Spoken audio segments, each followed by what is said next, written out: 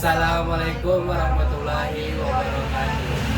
Kami dari kelompok 1, perkenalkan nama saya Diki Maulana, dan di samping kanan saya Ada saya Siti Rahani, dan di samping kiri saya. ada saya Wila Sandika. Di sini kami akan mempresentasikan yang berjudul tentang laporan keuangan konsolidasi hubungan induk dan anak perusahaan. Yang pertama, saya akan mempresentasikan tentang induk perusahaan. Apa sih induk perusahaan itu? Ini saya akan mempresentasikan tentang apa sih perusahaan induk itu. Nah, jadi teman-teman, perusahaan induk itu adalah perusahaan yang menjadi perusahaan utama yang mengatur, mengendalikan, mengawasi kinerja dari beberapa anak perusahaan yang tergabung di dalam satu grup perusahaan tersebut. Nah, jadi perusahaan induk ini adalah yang dimana perusahaan induk itu mempunyai ada beberapa anak cabang, ada beberapa anak perusahaan yang dimana tugas dari perusahaan induk ini untuk mengawasi, untuk mengatur regulasi yang ada di dalam perusahaan-perusahaan anak yang lainnya. Nah, itu adalah pengertian dari perusahaan induk tersendiri. Nah, jadi perusahaan induk itu umumnya terbentuk dari perusahaan berjenis perseroan terbatas atau kita bisa disebut dengan PT. Nah, jadi ciri umum dari perusahaan induk itu adalah adanya konglomerat, adanya orang yang mempunyai harta kekayaan yang sangat banyak, nah, yang dimiliki oleh satu orang dari beberapa orang saja. Nah, seperti sekarang di Sumatera di PT Sawit itu kan adalah salah satu yang dipunyai oleh 9 naga dari konglomerat itu.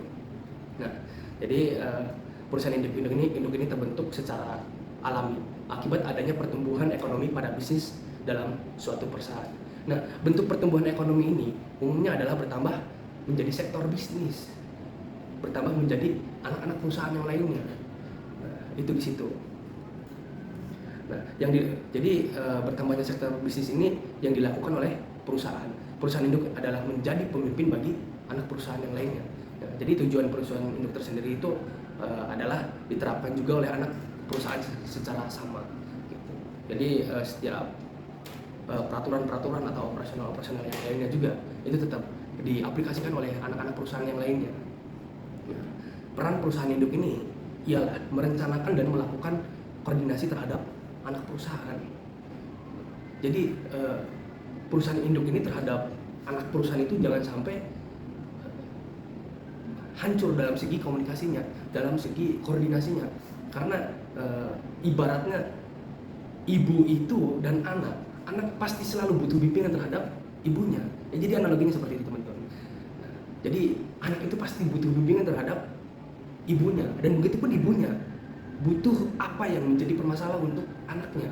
Maka dari itu antara perusahaan dan induk dan perusahaan anak itu saling harus berkoordinasi, harus terus berkomunikasi untuk permasalahan-permasalahan yang ada di dalam kedua perusahaan tersebut. Nah, jadi itu adalah sedikit pengertian tentang perusahaan induk. Nah, jadi pengertian perusahaan induk menurut para ahli itu yang pertama dari Winardi. Kita sebut holding company menurut Winardi itu. Ya sama, holding company itu dalam bahasa Inggris perusahaan induk. Nah, holding company merupakan suatu perusahaan yang memiliki kuasa atas perusahaan lain. Itu menurut Winardi. Nah, jadi menurut Winardi itu perusahaan induk adalah perusahaan yang menguasai atas perusahaan-perusahaan yang lainnya. Bukan berarti satu perusahaan itu menguasai semua perusahaan lainnya, bukan. Tapi perusahaan induk itu menguasai dari anak-anak perusahaan yang lainnya. Itu maksudnya di situ. Nah, terus di dalam perusahaan induk itu ada ciri-cirinya. Nah, di dalam ciri-cirinya itu yang pertama, perusahaan induk itu mempunyai induk perusahaan, yakni holding company itu sendiri. Artinya perusahaan induk itu sendiri ya pasti punya perusahaannya sendiri, yaitu perusahaan induknya tersendiri. Contoh perusahaan induk saya itu PT MKA Group. Nah, mempunyai anak cabang PT Diki Group, PT Reja Group atau PT Sakit Group gitu. Nah, perusahaan induk tersendiri itu mempunyai induknya, yaitu PT MKA Group tersendiri, itu di situ. Terus yang kedua, mempunyai anak perusahaan, yakni badan-badan usaha yang dibawahinya. Nah, tadi sudah dijelaskan di awal bahwasanya ciri-ciri dari perusahaan induk itu adalah mempunyai anak-anak perusahaannya. Ya, bisa disebut dengan perusahaan induk itu ya karena mempunyai anak, ibarat dengan seperti manusia secara analoginya. Ketika ibunya itu bisa disebut ibu karena beliau mempunyai anaknya. Nah, begitupun juga dengan perusahaan. Nah, perusahaan MKA Group itu mempunyai anak-anaknya, yaitu PT Said Group ataupun PT Reja Group itu di situ. Nah, itu yang kedua. Terus yang ketiga, perusahaan induk itu memberikan pengelolaan bisnis yang ada pada manajemen terpisah. Nah, jadi tetap walaupun perusahaan induk itu mempunyai keputusan terhadap anak-anak perusahaan lainnya, tapi secara pengelolaan itu anak-anak perusahaan juga itu mempunyai manajemennya tersendiri, mempunyai regulasinya tersendiri. Nah, fungsinya dari induk itu ibaratnya sebagai penasehat atau sebagai pengawas untuk memberikan arahan terhadap anak-anak perusahaan lainnya, itu di situ. Nah, terus yang keempat dari ciri-ciri perusahaan induk itu adalah menjadi pengendali seluruh jalannya proses usaha di setiap badan usaha yang sudah dikuasai sahamnya. Ya, sangat betul sekali bahwasanya sudah terlihat bahwasanya perusahaan induk itu menjadi pengendali bagi seluruh jalannya proses dari usaha setiap badan usaha yang sudah dikuasai sahamnya. Ya, karena ketika saham itu sudah dikuasai ibaratnya oleh perusahaan induk, ya fungsinya itu di situ untuk menjadi pengendali bagi perusahaan induk tersendiri. Kelebihan dan kekurangan dari holding company sendiri. Nah, jadi kelebihan dan kekurangan dari holding company tersendiri itu yang pertama dari segi pengendalian perusahaan. Nah, apa sih dari segi pengendalian perusahaan itu maksudnya?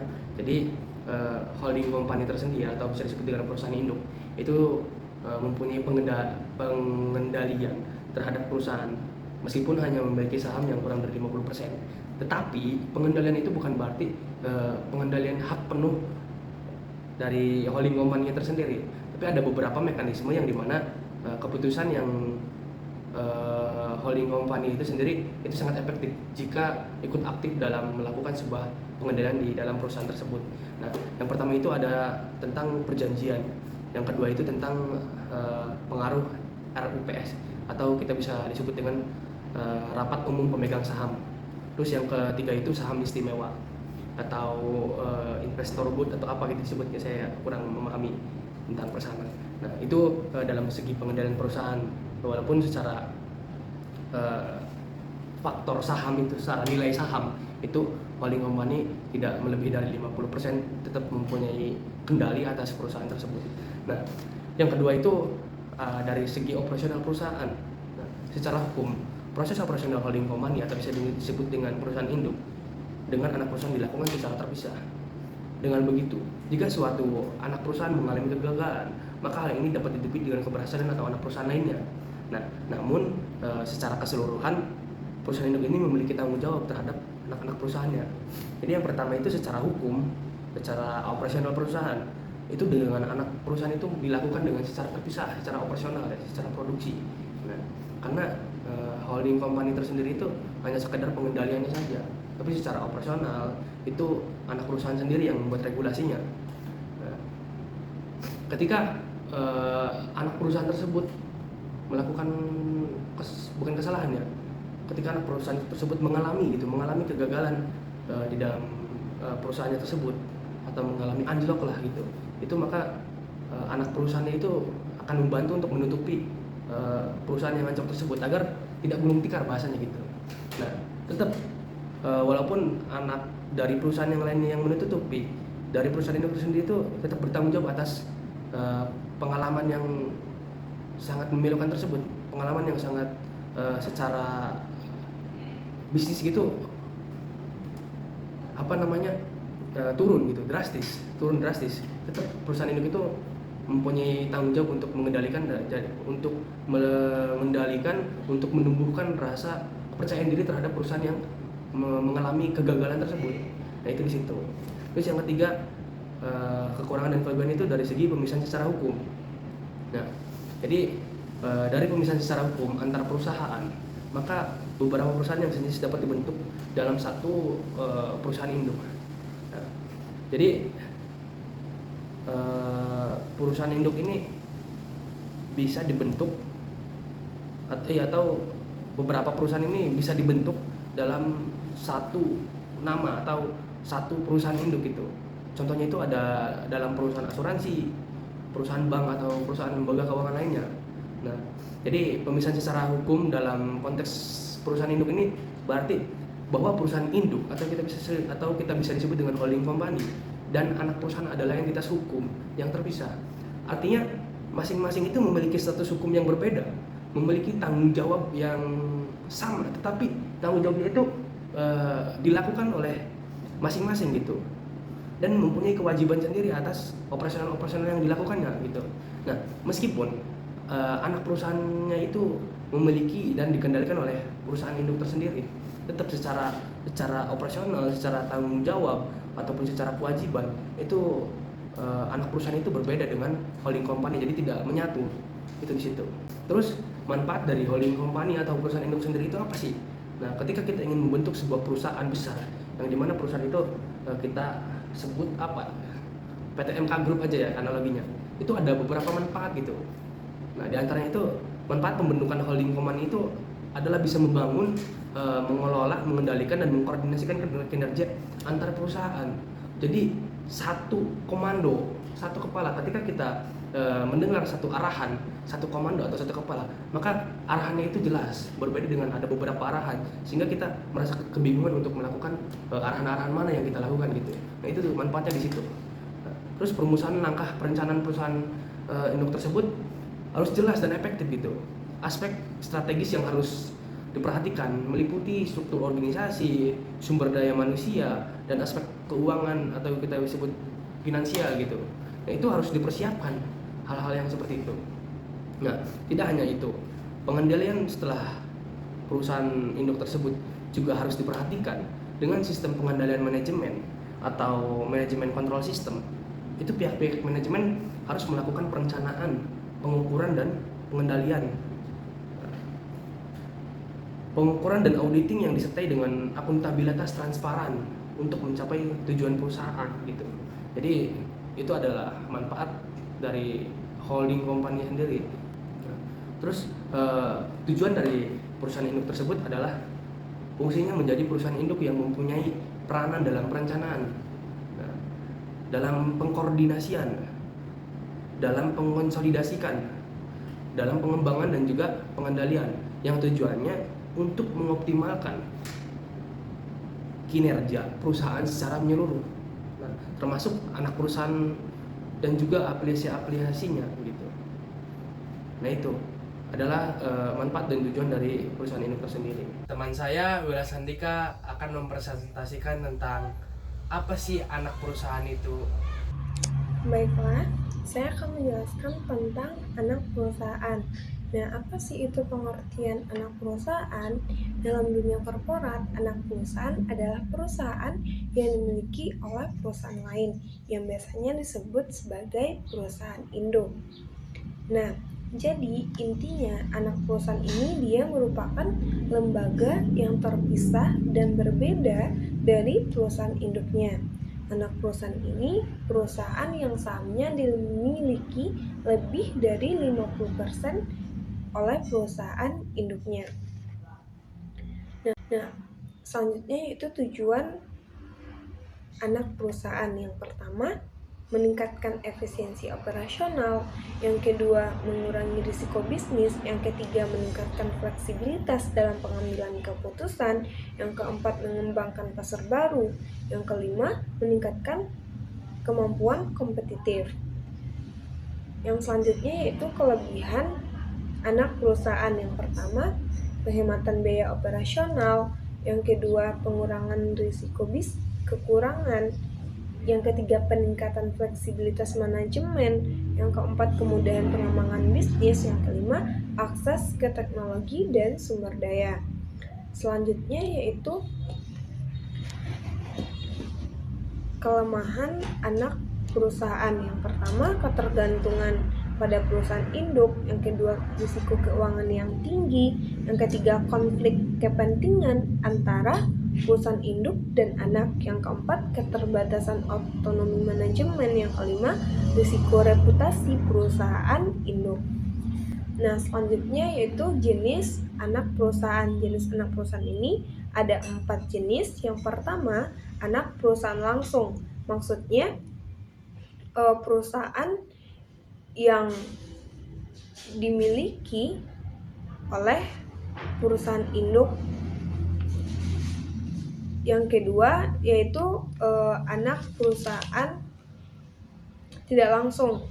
Nah, maksudnya di sini anak perusahaan yang sebagian dikendalikan oleh perusahaan induk. Jadi saham yang dimilikinya itu lebih dari 50% oleh perusahaan induk. Nah, yang ketiga itu anak perusahaan patungan. Maksudnya di sini adalah perusahaan yang dibentuk 2 atau lebih perusahaan induk melalui perjanjian usaha patungan.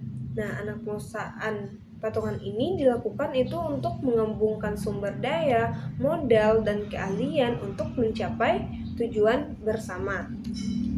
Nah, yang keempat itu anak perusahaan asing. Anak perusahaan asing ini merupakan badan hukum yang didirikan oleh perusahaan induk di negara asing. Misalnya dia mendirikan anak perusahaan di negara Malaysia. Nah, selanjutnya itu contoh anak perusahaan.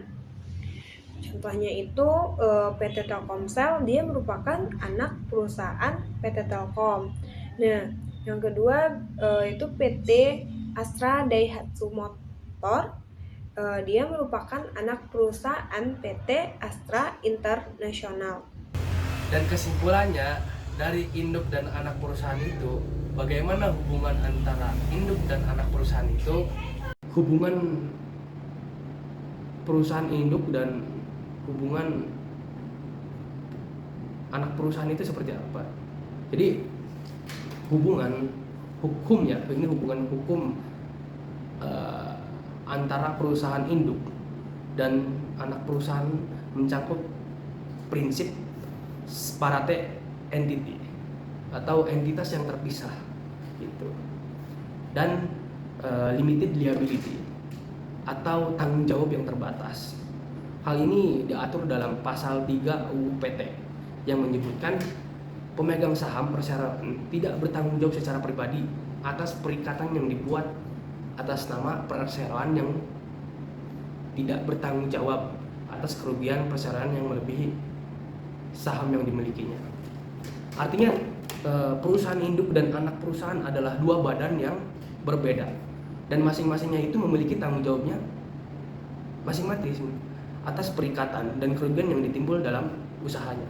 Nah, perusahaan induk tidak bertanggung jawab atas perikatan dan kerugian anak perusahaan kecuali jika terdapat perjanjian atau ketentuan lain yang mengatur hal tersebut. Nah, namun hubungan dari hukum antara perusahaan induk dan perusahaan anak itu tidak hanya sebatas itu. Perusahaan tidak juga memiliki hak dan kewajiban untuk melakukan pengawasan dan pengendalian terhadap anak perusahaan. Hal ini berkaitan dengan tujuan perusahaan induk untuk memperoleh keuntungan dan manfaat dari anak perusahaan. Nah, jadi itu adalah hubungan induk dan anak perusahaan. Dan yang terakhir, teman saya akan mempresentasikan tentang prosedur penyusunan laporan keuangan konsolidasi. Oke, selanjutnya di sini saya akan menjelaskan terkait tentang laporan keuangan konsolidasi. Mungkin di sini teman-teman sudah mengetahui ya apa itu konsolidasi. Sedikit saya jelaskan kembali bahwa konsolidasi itu adalah gabungan dari dua perusahaan di mana kedua perusahaan tersebut aset dan liabilitasnya tidak diteruskan kepada perusahaan yang baru. Dan di antara kedua perusahaan tersebut tidak ada perusahaan yang tetap berdiri. Jadi antara kedua perusahaan tersebut dibubarkan kemudian membuat perusahaan yang baru. Lalu alasan diadakannya konsolidasi, yaitu yang pertama pastinya mengurangi resiko. Dengan adanya konsolidasi ini, itu akan meminimalisir akun-akun ganda yang ada di perusahaan anak dan perusahaan induk. Kemudian yang kedua, pastinya kita akan menghemat biaya, karena dengan diadakannya konsolidasi ini, kita hanya cukup membuat satu laporan saja. Kemudian yang ketiga, mengurangi penundaan pengoperasian perusahaan. Karena ketika kita memilih perusahaan yang sudah beroperasi, yang sudah memenuhi aturan pemerintah, itu akan lebih mudah dilakukan atau dilaksanakan dibanding kita menggunakan atau membuat perusahaan yang baru. Kemudian yang terakhir atau yang kelima itu akan menghindari pengambilan alih dari perusahaan lain disebabkan karena dari segi keuangan dan aset yang dimiliki bisa jadi lebih stabil dan tidak harus terpaksa diambil alih oleh perusahaan lain. Lalu sebenarnya apa sih laporan keuangan konsolidasi itu? Jadi, laporan keuangan konsolidasi itu adalah laporan keuangan yang menyusun semua informasi mengenai keuangan induk dan anak perusahaan. Di dalam laporan tersebut, terdapat laporan mengenai pendapatan atau penghasilan, kemudian beban, aset, liabilitas, arus kas, entitas induk dan anak, dan lain sebagainya. Laporan keuangan konsolidasi ini wajib dibuat oleh induk perusahaan sebagai pengendali tertinggi dalam sebuah perusahaan. Kemudian selanjutnya yaitu syarat untuk penyusun laporan keuangan konsolidasi. Yang pertama, perusahaan yang berhak menyusun laporan ini adalah perusahaan induk yang dianggap sebagai penguasa tertinggi di dalam suatu perusahaan antara induk perusahaan dan anak perusahaan. Yang kedua, induk perusahaan juga harus memiliki saham minimal atau kurang lebih sebesar 50%. Kemudian yang ketiga, jika ternyata kepemilikan saham pada induk perusahaan kurang dari 50% tersebut, maka induk perusahaan tetap berhak untuk menyusun laporan keuangan konsolidasi ini dengan satu syarat, bahwa induk perusahaan tersebut mempunyai kendala penuh terhadap anak perusahaan. Kemudian yang terakhir, apabila tidak memenuhi 3 persyaratan di atas, maka setiap perusahaan maupun induk perusahaan maupun anak perusahaan lebih baik membuat laporan keuangan mandiri saja. Pastinya, laporan keuangan konsolidasi itu memiliki sebuah manfaat atau fungsi. Di sini kita dapat menerima manfaat seperti 1, lebih efisien. Hal ini tentu saja karena laporan keuangan tersebut disajikan dalam satu bentuk dan tidak harus membacanya satu persatu antara induk dan anak perusahaan. Kemudian yang kedua, dapat digunakan untuk keputusan jangka panjang, seperti halnya fungsi dari laporan keuangan secara umum yang menjelaskan bahwa laporan keuangan tersebut dapat dimanfaatkan untuk keputusan jangka panjang, sama halnya dengan laporan keuangan konsolidasi ini karena meninjau kinerja dan perkembangan dari anak perusahaan yang dapat mempengaruhi kepada induk perusahaan. Kemudian yang ketiga, memberikan informasi secara total karena di dalam laporan keuangan tersebut terdapat gambaran laporan keuangan secara total yang berasal dari gabungan seluruh sumber daya perusahaan di bawah kendali induk perusahaan. Kemudian pastinya yang keempat yaitu memberikan informasi update. Dengan laporan konsolidasi ini juga dapat memberikan informasi secara update bagi manajemen induk perusahaan mengenai laporan keuangan dari anak perusahaan lainnya. Kemudian selanjutnya yaitu prosedur dalam menyusun laporan keuangan konsolidasi. Di sini kita bisa memenuhi beberapa langkah, seperti yang pertama yaitu mengeliminasi semua rekening timbal balik. Di sini eliminasi dilakukan dengan melalui sebuah jurnal eliminasi untuk mengeliminasi rekening-rekening yang memiliki sifat timbal balik atau rekening tersebut hanya ternyata memiliki transaksi yang sama dan dicatat oleh induk dan anak perusahaan. Kemudian yang kedua yaitu menyusun kertas kerja. Kertas kerja ini digunakan untuk mempermudah penyusunan pada laporan keuangan. Dalam prosedur penyusunan yang digunakan ada 2 dasar yang dipakai, yaitu neraca saldo individual dan laporan keuangan individual. Kemudian metode penyusunan laporan keuangan konsolidasi itu mungkin terdapat menjadi 3, yaitu yang pertama metode ekuitas, kemudian metode ekuitas tidak lengkap, dan metode biaya. Lalu bagaimana sih cara membuat laporan keuangan konsolidasi? Nah, sama seperti halnya membuat laporan pada umumnya, unsur-unsur membuat laporan keuangan konsolidasi juga seperti itu. Berikut unsur-unsur untuk membuat laporan keuangan konsolidasi, yaitu yang pertama laporan laba rugi konsolidasi, laporan neraca konsolidasi, laporan laba ditahan konsolidasi, dan laporan arus kas konsolidasi. Nah, keempat laporan tersebut dibuat dengan cara yang sama seperti laporan keuangan mandiri, namun ada kata konsolidasi di belakangnya karena ada penggabungan antara induk dan anak perusahaan. Nah, kita juga bisa membuat laporan keuangan konsolidasi tersebut menggunakan software untuk meminimalisir human error.